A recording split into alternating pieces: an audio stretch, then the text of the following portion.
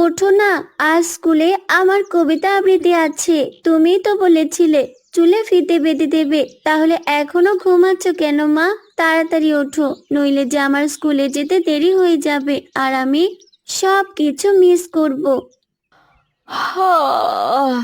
উঠছি মা। এত সকালে তোকে কে এত এনার্জি দেয় জানি না। স্কুলে যাওয়ার জন্য আজকে দেখি তোর আর তর সইছে না। তাই স্কুলে যাওয়ার আগে সকালের খাবার খাওয়া লাগবে না? না, খেতে গেলে যদি দেরি হয়ে যায় তুমি আমাকে আগে রেডি করিয়ে দাও। উফ, তোমাদের যন্ত্রণায় কি একটু ঘুমাতেও পারবো না? সারাদিনের কাজের চিন্তায় একটু ঘুমাতে পারিনি। সকালে মাত্র চোখটা লেগেছে আর অমনি তোমরা শুরু করেছো। বাবা, তুমি শুধু কাজ আর টাকা নিয়েই পড়ে থাকো, এগুলো চিন্তা করা ছাড়া তুমি আর কিছুই বোঝো না। আর আমি তোমাদের খুশি করার চিন্তা করি। দেখবে আমি যখন বড় হব তখন তোমাদের সব দুঃখ কষ্টগুলো দূর করে দেব। তখন দেখবে তোমাদেরকে এত কাজ নিয়ে চিন্তা করতেও হবে না। আমাদের খুশি তো তুই, মিমি। তোর জন্যই তো আমাদের এত কষ্ট করা। আর আমি এটা বিশ্বাস করি, আমাদের কষ্ট একদিন ঠিক দূর হয়ে যাবে। ওরে, তোরা সবাই কোথায় গেলি রে? সকাল সকাল এত হইচই কিসের? আজ আবার কি হইচই করিস? আমি না এলে যেন তোদের বাড়ি শান্তই হয় না। দাদু, এসেছো তুমি? কতদিন পর তোমায় দেখলাম। এমন সময় এলে, এখন তো আমি স্কুলে যাব। আজ মনে হয় তোমার কাছ থেকে মজার মজার কবিতা শোনা হবে না। তাতে কি হয়েছে? মন খারাপ করিস না। আমার আসা যাওয়া তো তোদের বাড়িতে চলতেই থাকি। এখন তাড়াতাড়ি রেডি হয়ে স্কুলে চলে যা আর অনেক বড় হ। খালা, বসো। বলো, তোমার শরীর কেমন আছে? সকালে কিছু খেয়েছো নাকি না খেয়েই বেরিয়ে পড়েছো? হ্যাঁ রে, আমার একা পেট সারা বাড়ি ঘুরেই তো চলে যায়। যার বাড়িতেই যাই সেই আগে খাবারের কথা জিজ্ঞাসা করে। আমার দিন ভালোই যাচ্ছে। তোমাকে কতবার বলেছি খালা, এই বয়সে এত রোদের মধ্যে ঘোরাঘুরি করবে না। ছেলে মনে করে আমার ঘরে থেকে যাও, কিন্তু তুমি এই কথা শোনোই না। তোরই তো ভালো করে কাজ হয় না বাবা, তার ওপর আমি কিভাবে তোদের ঘাড়ের ওপর বসে খাই বল দেখি? তবুও যতদিন চলে ফিরে খেতে পারি ততদিন যাই না লোকের বাড়ি। দাদু, তুমি সেই কখন থেকে দাঁড়িয়ে আছো আর কথা বলছো? তোমার নিশ্চয়ই কষ্ট হয়ে গেছে, একটু বসে বিশ্রাম নাও। হ্যাঁ, তা তো বসবই। সকাল সকাল এসে তোমাদের বিরক্ত করছি। একটু বসে বিশ্রাম নিয়ে তারপর আবার বের হব। এই সব কথা বলো না, তাহলে মিমি আবার তোমার উপর রাগ করবে।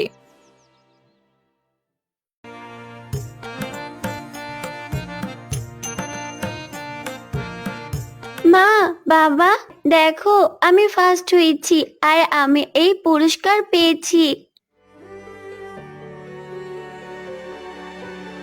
এ কি মা, বাবার কি হয়েছে? এই সময় বাবা এভাবে শুয়ে আছে কেন? বাবা, তোমার কি শরীর খারাপ? হ্যাঁ রে মা, আজকে আমার শরীরটা ভালো না, কিন্তু তোরা চিন্তা করিস না, আমি দ্রুতই সুস্থ হয়ে কাজে যাব। হ্যাঁ, তা তো যেতেই হবে। তুমি কাজে না গেলে আমাদের সংসার কিভাবে চলবে? কি করব বলো? শরীর কি আর আমার কোনো কথা মানে? আমি অনেক চেষ্টা করি, কিন্তু হাত পা এতটাই কাঁপছে যে আমি চেষ্টা করলেও কিছু করতে পারছি না। মা, আমি কাজ করব। কালকে থেকে আমি আর স্কুলে যাব না। না মিমি, তুই স্কুল ছাড়বি না। তুই আমাদের আশা, আর আমাদের যত কষ্টই হোক না কেন আমরা তোকে লেখাপড়া শেখাবই। আমাদের মা বাবা যে ভুল করেছে আমরা সেই ভুল কখনোই করব না।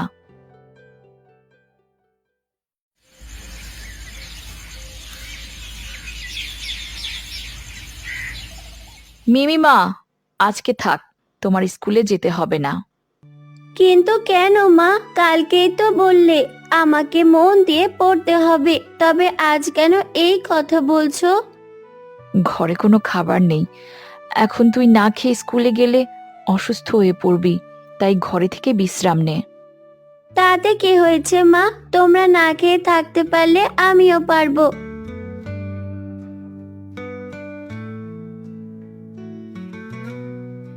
কেন রে, আমি থাকতে ও কেন না খেয়ে থাকবে? হে নে, এখানে একটু আটা আছে, এটা নে আর রুটি বানিয়ে খা তোরা। না খালা, এটা হয় না। তুমি কষ্ট করে মানুষের দরজায় ঘুরে ঘুরে এটা পেয়েছো, তা আমরা কিভাবে নিব? কেন রে, আমি কি তোদের কেউ না? খুব তো বলিস আমি নাকি তোদের মায়ের মতো, তবে মায়ের দেওয়া এ সামান্য কিছু নিতে এত আপত্তি কেন তোদের? আচ্ছা, তুমি মন খারাপ করো না, ঠিক আছে দাও, কিন্তু তুমিও আমাদের সাথে খাবে। খালা, তুমি তো তাও অন্যের বাড়িতে চেয়ে চলতে পারছো, কিন্তু আমি তো তাও পারছি না। যদি পারতাম তাহলে তাই করতাম। আমাদের কেউ সাহায্য করতে চায় না, আর তুমি চাইবে ভিক্ষা, সে তো অনেক দূরের কথা। তোরা এত ভেঙে পড়িস না, সব কিছু ঠিক হয়ে যাবে, দেখবি তখন তোদের চেয়ে সুখী আর কেউ নেই। এখন তাড়াতাড়ি রান্না কর দেখি, আমারও তো খিদে পেয়েছে। মা, একটা রুটি আমায় তাহলে টিফিনেও দিও। আমাদের কত হাসি খুশি সংসার ছিল, অভাবের মধ্যেও আমরা সবাই আনন্দে ছিলাম, কিন্তু এ কি থেকে কি হয়ে গেল? বাবা কি আর কখনোই বিছানা থেকে উঠতে পারবে না? মনে হয় এই পৃথিবীতে আমাদের চেয়ে দুঃখী মানুষ আর কেউ নেই।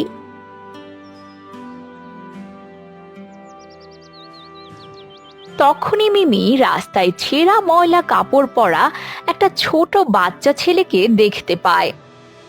আপু, আমাকে খাবার দিবে? 3 দিন ধরে কিচ্ছু খাই না, আর পারছি না আপু।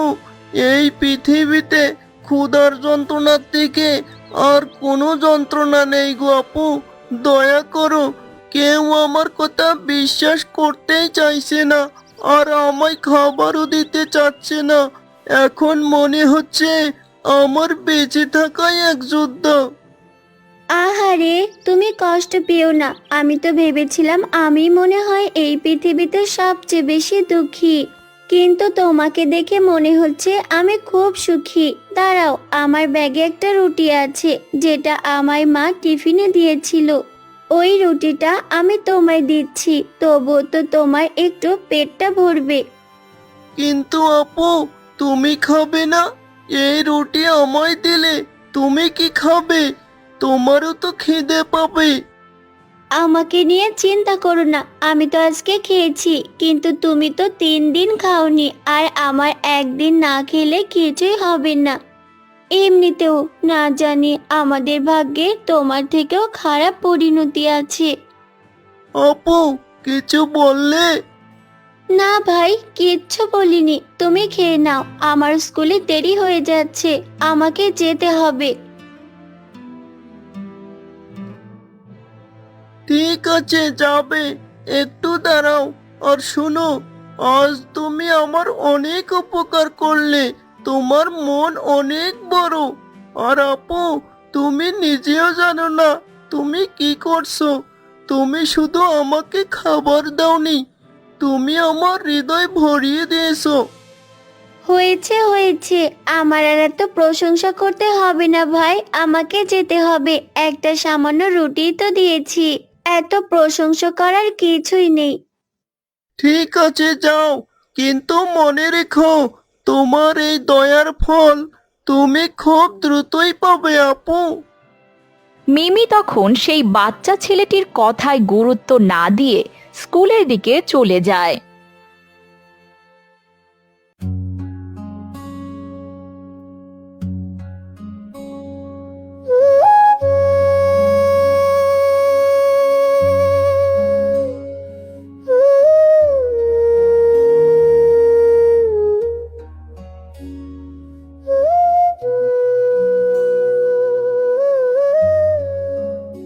আরে ভাই, তুমি এখনো এখানেই বসে আছো কেন?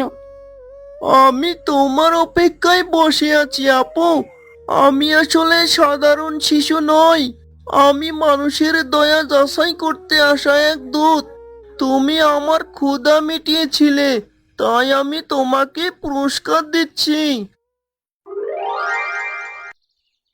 এটা কোনো সাধারণ পুরস্কার নয়, এটা এক আশীর্বাদী পাথর। যখন তোমাদের অভাব হবে, যখন তুমি কারোর ভালোর জন্য কিছু চাইবে, এই পাথর তখন তা পূর্ণ করে দিবে। তবে মনে রেখো, শুধু ভালো কাজে ব্যবহার করা যাবে। ধন্যবাদ রাহাত, আমি প্রতিশ্রুতি দিচ্ছি আমি এটা শুধু মানুষের ভালোর জন্যই ব্যবহার করব। এটাই তোমাদের নতুন জীবনের শুরু।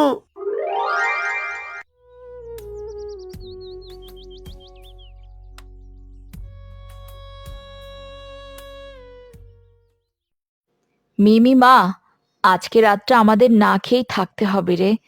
তোর নিশ্চয়ই কষ্ট হবে, তাই না মা? না মা, আমার তো এমনিতেই পেট ভরা আছে, তুমি চিন্তা করো না। আজকে না খেলে কি হবে, কালকে নিশ্চয়ই কিছু একটা ভালো ঘটবে। আমি তবে রান্নাঘরে বাতিটা নিভিয়ে আসি, তারপর ঘুমিয়ে পড়বো। শরীরটা বড্ড বেশি ক্লান্ত। তুই তোর বাবার কাছেই থাক।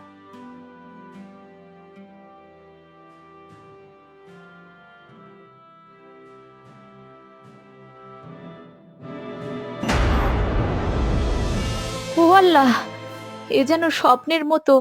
হাঁড়ি পাতিল সব এমন খাবারে ভর্তি। মিমি, তাড়াতাড়ি আয় মা, দেখ কি অবাক কাণ্ড। এত খাবার কোথা থেকে এলো? সেই রাতে হঠাৎ ঘরে আশ্চর্য ঘটনা ঘটে। রান্নাঘরে খালি হাঁড়ি ভরে ওঠে ভাত তরকারিতে। মিমি দৌড়ে চলে আসে। আসলেই তো, এত খাবার কোথা থেকে এলো? তাড়াতাড়ি খাবারগুলো নিয়ে চলো, বাবার মনে হয় খুব খিদে পেয়েছে। কিন্তু খাবারগুলো কোথা থেকে এলো? না জেনেই খাবো। মা, কোনো জাদুকারি কাণ্ড হবে হয়তো। চলো না মা, খুব খিদে পেয়েছে। খাবার দেখে আমার খিদেটা যেন আরো বেড়ে গেল। কতদিন পর এত সুস্বাদু খাবারের গন্ধ। আহা!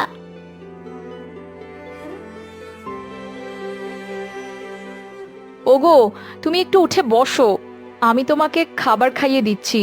তোমার তো আর হাত পায়ে শক্তি নেই, তুমি নিজের হাতে খাবে। এ কি, আমি শক্তি পাচ্ছি আবার, শরীর ভালো লাগছে। প্লেটটা আমার হাতে দাও তো দেখি, আমি নিজেই খেতে পারবো মনে হচ্ছে। তুমি সত্যি বলছো? কই দেখি, একবার চেষ্টা করো। তবে কি সবকিছুই আমার জাদুকরি পাথরের জন্য ঘটেছে?